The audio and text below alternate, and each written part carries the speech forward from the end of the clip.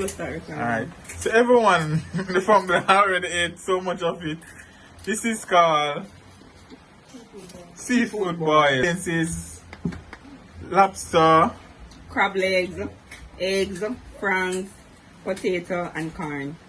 okay. First, I put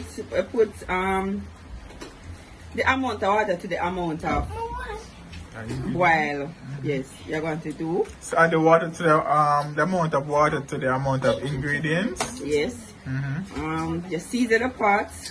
I put scallion in mine, paprika, garlic powder, onion powder,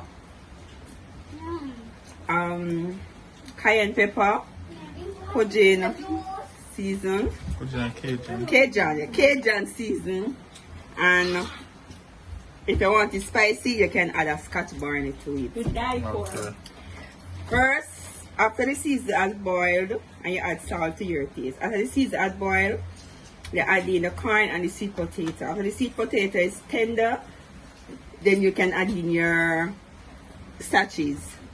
Give the sachets couple minutes to boil, then you add in your seafood, your lobster, your crab legs,